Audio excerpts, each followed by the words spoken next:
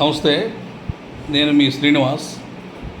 ఈరోజు ఈ వీడియో చేయడానికి ముఖ్య ఉద్దేశం బోడే రామచంద్ర యాదవ్ గారి గురించి. ఎందుకంటే బోడే రామచంద్ర యాదవ్ గారు అంటే నాకు చాలా గౌరవం. అంటే బోడే రామచంద్ర యాదవ్ గారు అంటే బీసీవై పార్టీ అధ్యక్షులు.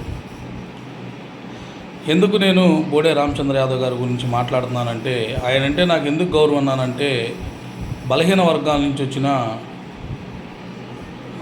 ఒక పోరాట గల నేతగా కూడా అతను నిరూపించుకున్నాడు. ఎందుకంటే ఎక్కడ ఎలాంటి సమస్యలున్నా అతను ఈ రాష్ట్రంలో సుడిగాలి పర్యటన చేశాడనేది ఖచ్చితంగా మనం ఒప్పుకోవాల్సింది. బీసీల కోసం పోరాటాలు అయితేనేమి ఇలాంటివన్నీ కూడా ప్రభుత్వం మీద కొన్ని డిమాండ్స్ ఉంచి అతను చేసిన కొన్ని ఏదైతే పనులు ఉన్నాయో వీటికి అన్ని పార్టీల్లో ఉన్న వాళ్ళందరూ కూడా అతనంటే చాలా గౌరవం ఉంది. కానీ ఎప్పుడు మాట్లాడినా కూడా చాలా బ్యాలెన్స్డ్గా, రాజకీయాల్లోకి తక్కువ కాలంలో వచ్చినా కూడా అతను బాగా అతను వాయిస్ని వినిపిస్తాడు అనేది కూడా జనాల్లో నానుడు ఉంది.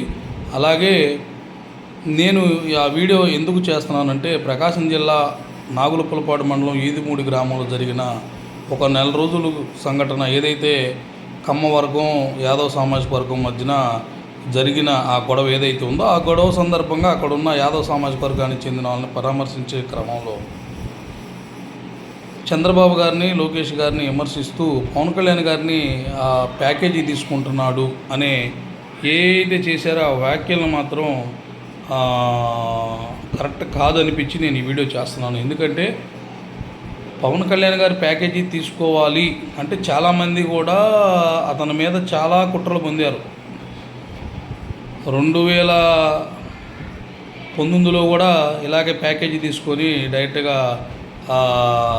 టీడీపీ పార్టీకి మొత్తం సరెండర్ అయ్యారని కూడా చాలామంది చాలా చేసినా కూడా అతన్ని ఏమీ చేయలేకపోయారు. పెద్ద బోడే రామచంద్ర యాదవ్ గారు పెద్ద వర్గం పెద్ద నేతలు కూడా అతన్ని, ఇంక్లూడింగ్ ఎందుకు నేను ఒక మీడియా పర్సన్గా చెబుతున్నాను, ప్రధానమైన మీడియా వ్యవస్థలో కూడా అతన్ని ఏం చేయలేకపోయినాయి.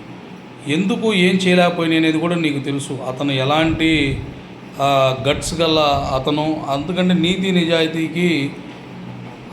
నిజాయితీ అనేది ఏది దాని ముందర కూడా నిలబడదనేది అతను ప్రూవ్ చేసుకున్నాడు.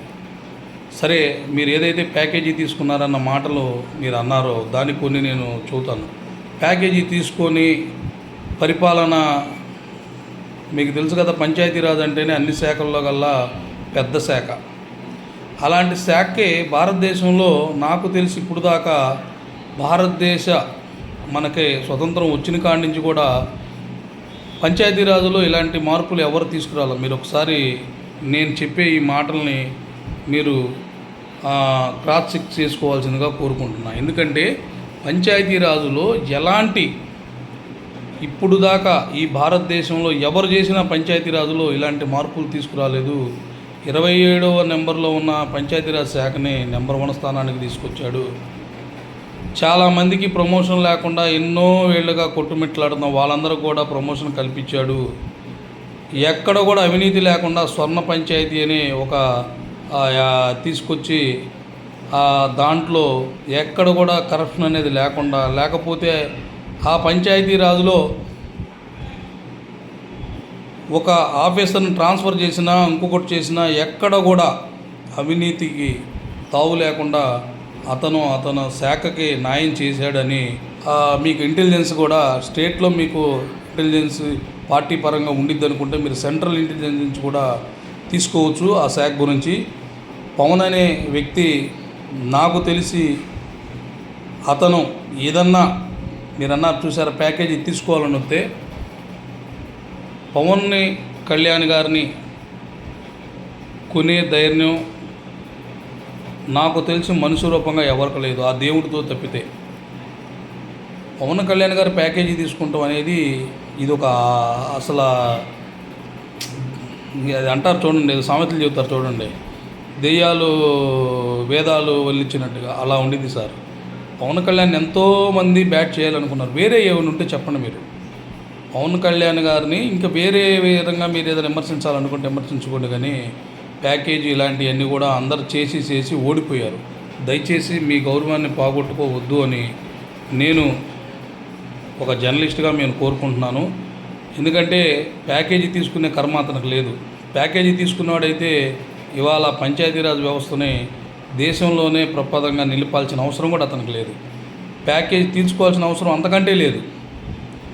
అతను నీతి నిజాయితీ కింద ఏదైనా ఓడిపోవాల్సిందేనని అతను ప్రూవ్ చేశాడు. దయచేసి రామచంద్ర యాదవ్ గారు మీరు ఫ్యూచర్లో ఒక మంచి స్థాయిలో ఉండేవాళ్ళు ఇలాంటి మాటలు ఒక్కసారి మీరు క్రాస్ చెక్ చేసుకోవాల్సిందిగా జర్నలిస్ట్గా నేను కోరుతున్నా. ఎందుకంటే మీకు మంచి లైఫ్ ఉంది, భవిష్యత్తు ఉంది. మీరు కూడా జనసేన పార్టీ నుంచి వచ్చినాళ్ళే. ఆయన గురించి ఏందో మీకు మొత్తం తెలుసు. కాకపోతే రాజకీయంగా మైలేజీ కోసం ఒక నాయకుడిని విమర్శిస్తే మనం మంచి ఇదిలోకి వెళ్తాం అనుకుంటే, కానీ పవన్ కళ్యాణ్ లాంటి నేతను మాత్రం మీకు అవకాశం ఉంటే అలాంటి వ్యక్తిని మంచి చేస్తున్నాడని ఒప్పుకోండి, కానీ విమర్శిస్తే మీ స్థాయిని మీరే దిగదార్చుకున్నట్టుగా కూడా అవుతుంది. బోడే రామచంద్ర యాదవ్ గారు ఇదైతే కరెక్ట్ కాదు. మీరు ఏదైతే నాగులుప్పలపాడు మండలంలో ఇదుముడి గ్రామంలో మీరు చేసిన వ్యాఖ్యలు కరెక్ట్ కాదు.